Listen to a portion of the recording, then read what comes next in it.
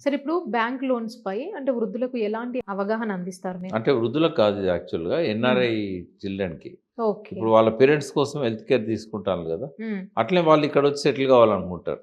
వాళ్ళకి ప్రాపర్టీ ఇవన్నీ ఉంటాయి. హ్మ్. బ్యాంక్ లోన్స్ ఎందుకు అవసరం అంటే వాళ్ళు అమెరికాలో ఉంటారు. లేకపోతే ఇంకో దేశంలో ఉంటారు. ఆస్ట్రేలియాలోనో ఇంకొకడనో ఉంటారు.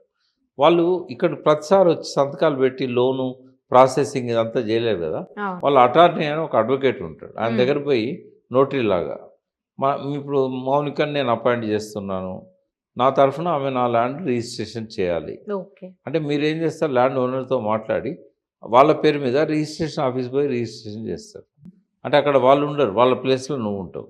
కాబట్టి అంటే ఇప్పుడు వాళ్ళకు ఫినాన్షియల్ నిర్ణయాల్లో కూడా ఈ అంటే మీ సేవ ఉపయోగపడుతుందంటారా? ఫైనాన్షియల్ సర్వీసెస్ ఇంకా అంటే బ్యాంకింగ్ సర్వీసెస్ ఉన్నాయి. హ్మ్. ఇప్పుడు మా దగ్గర ఒక 10,00,000 ఉన్నాయి. ఇంకో 10,00,000 అయితే మేము ప్లాట్ కొంటామని అన్నారనుకోండి. హ్మ్. ఆ 10,00,000 బ్యాంక్ వాళ్ళకి చెప్తాం. వాళ్ళు వాళ్ళతోని ఇంటరాక్ట్ అయితారు.